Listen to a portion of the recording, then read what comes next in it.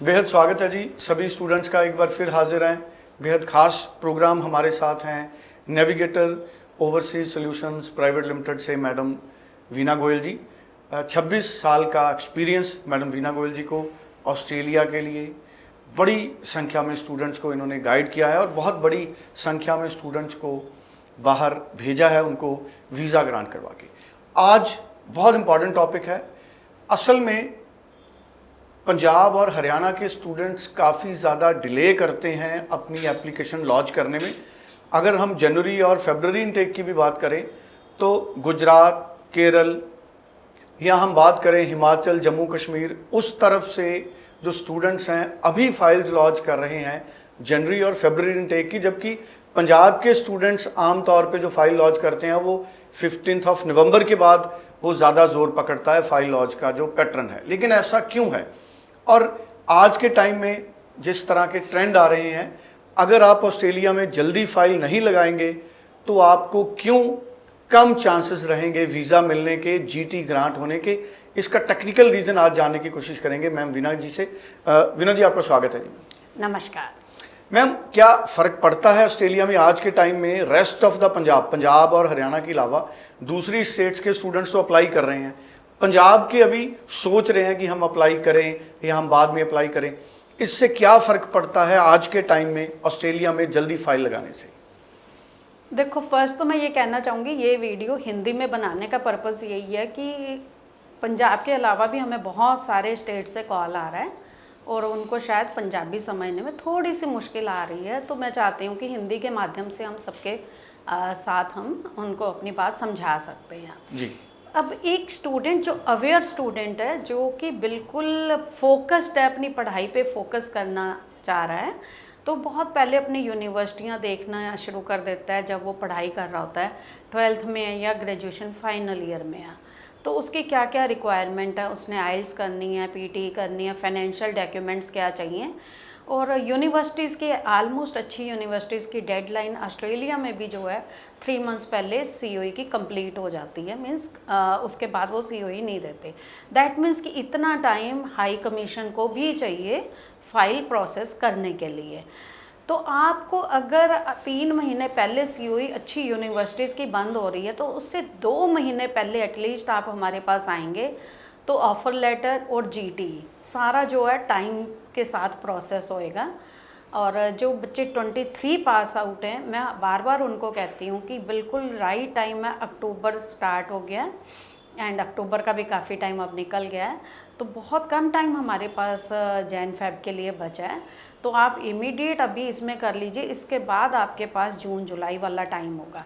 अब मेरा जो अपना एक्सपीरियंस है, जब ये बहुत सारा जो नए साल का कोटा हर एम्बेसी को अलॉट होता है तो नए साल में जो है काफ़ी सारा वीज़ा निकल जाता। कहते हैं ना कि मेरे उस फ्रेंड का वीज़ा लग गया, मेरा क्यों नहीं लगा।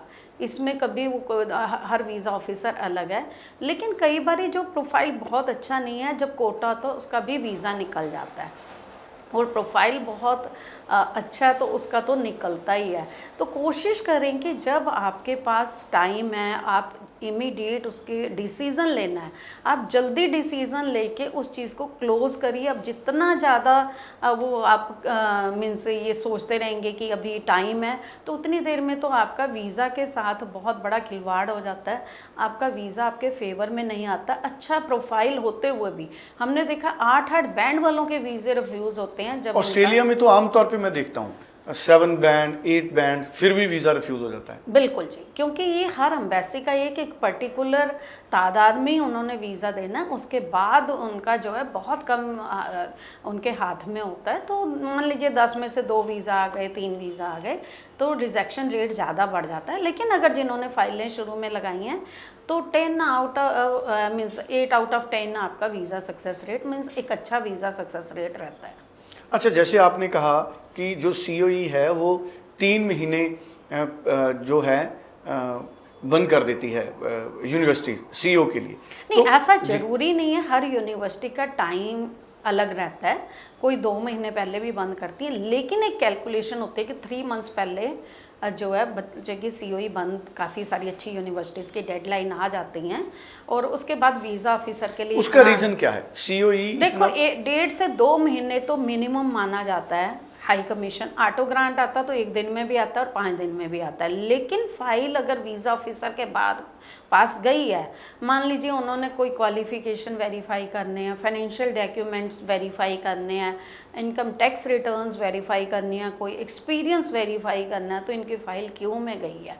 तो वो सारा वेरीफाई होते होते कई बार जो गवर्नमेंट एजेंसीज अब बहुत टाइम लगाती है, एक मेल गया उन्होंने रिप्लाई नहीं दिया, फिर रिमाइंडर मेल गया, तो इस चीज़ के लिए हाई कमीशन को पूरा टाइम देना होता है। वो खाली इसी फाइल के लिए फ्री नहीं बैठे, उनके पास बहुत सारी लाखों में फ़ाइलें आ रही हैं और हर वीज़ा ऑफिसर को एक अमाउंट, मतलब एक तादाद में फ़ाइल जो है वो दी जाती है और उसके बाद उनकी वेरिफिकेशंस, अगर किसी फ़ाइल को ज़्यादा चाहिए तो उसमें भी टाइम लगता है। तो 2 महीने तो एटलीस्ट हमें हाई कमीशन को देने पड़ते हैं। बिल्कुल ठीक है।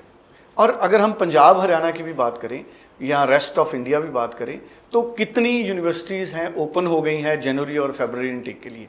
क्या अभी भी कुछ यूनिवर्सिटीज़ हैं जिन्होंने अपने कोर्सेज ओपन करने हैं? देखो खाली एक ऑस्ट्रेलिया ही नहीं, इवन यूके में भी ये प्रॉब्लम है कि पंजाब बोर्ड के बच्चे नहीं एक्सेप्ट कर रहे काफ़ी सारी यूनिवर्सिटियाँ, लेकिन वहीं पे वो हिमाचल, JNK और बाकी जो और स्टेट्स हैं हमारी, उनका एक्सेप्ट कर रहे हैं। तो ऐसे ही पंजाब का आपने जो पूछा कि पंजाब और हरियाणा का, नो डाउट काफ़ी सारी वेस्टर्न ऑस्ट्रेलिया की यूनिवर्सिटीज़ काफ़ी एक्सेप्ट कर रही हैं।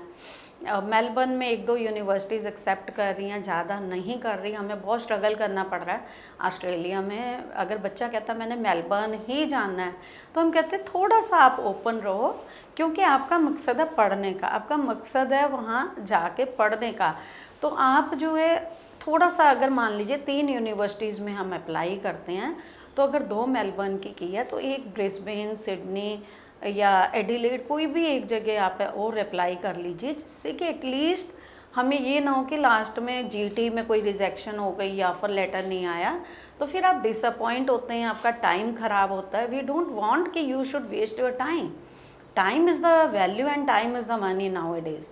तो टाइम की ही जो एक, जिसका कहते हैं कि वैल्यू है, और टाइम से ही पैसा बनना है, तो आप टाइम मत बर्बाद कीजिए। आपको जो मिल रहा है वो यूनिवर्सिटी इससे भी बेटर हो सकती है, लेकिन बाई चांस जो है वो आपको ऑफर लेटर दे रहे हैं, यही आप अपने आप को लकी समझिए।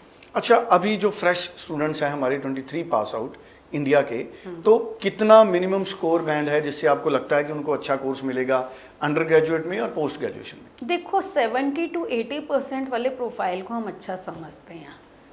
जैसे मान लीजिए कुछ यूनिवर्सिटीज़ हैं, G8 यूनिवर्सिटीज़, वो 68 में भी मना कर देते हैं कॉलेजेस के थ्रू। उनके अपने कॉलेजेस होते हैं जिसके थ्रू बच्चा 1 ईयर वहाँ करके फिर वो यूनिवर्सिटी में जा सकता है। तो 70 to 80% वाला प्रोफाइल हो, 6.5 बैंड हो, जो बहुत अच्छे प्रोफाइल की हम बात कर रहे हैं।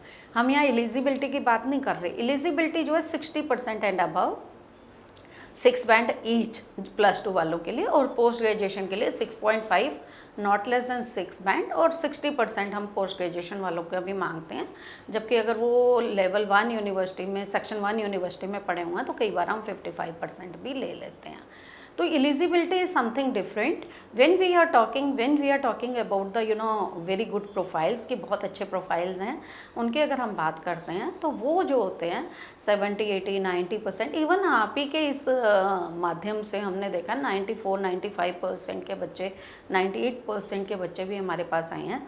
लेकिन अगर CBSE है और आपका परसेंटेज अच्छी है, आपका आइल्ट स्कोर अच्छा है, आपके पेरेंट्स की ITR अच्छी है, और आपका मीन्स के फाइनेंशियल डॉक्यूमेंट्स अच्छे हैं, तो फिर कोई संभावना नहीं है कि केस ख़राब हो। मान लीजिए 22 पास आउट है, बहुत सारी इंक्वायरी आ रही हैं, मैं उन सब को जो है गाइड करूँगी। आप प्लीज़ न्यूजीलैंड के लिए सोचिए, it's a very good country, और आपको हम सारा फाइनेंशियल कैसे करना है, क्योंकि बैंक्स बहुत लेनियंट हैं और नेविगेटर आपकी पूरी हेल्प कर रहा है। 22 पास आउट वाले बच्चों के लिए मैं न्यूजीलैंड का गाइड करूँगी या कनाडा के लिए गाइड करूँगी। ऑस्ट्रेलिया उनको थोड़ा सा परेशानी हो रही है, तो डोंट वेस्ट योर टाइम। खाली आप उसके पीछे पड़ के एक चीज़ के, कि जो चीज़ आपको नहीं मिल रही है, तो आप, अगर आप न्यूजीलैंड की बात करें 1 या 2 साल का आप जस्टिफाई अगर करते हैं SOP में, तो उनको कोई दिक्कत नहीं है। जी चलिए, थैंक यू सो मच। सो बड़ी इंपॉर्टेंट इन्फॉर्मेशन इस शो में भी मैम वीना गोयल ने हमारे साथ शेयर की है। स्टूडेंट्स, स्क्रीन पे नंबर है, इस नंबर पे आप बात कर सकते हैं, अपना प्रोफाइल व्हाट्सअप कर सकते हैं और ज़्यादा जानकारी के लिए आप अपॉइंटमेंट बना सकते हैं। आप ऑनलाइन भी इंडिया के किसी भी हिस्से से ऑनलाइन भी अपनी फ़ाइल मूव कर सकते हैं। Thank you so much. Thank you.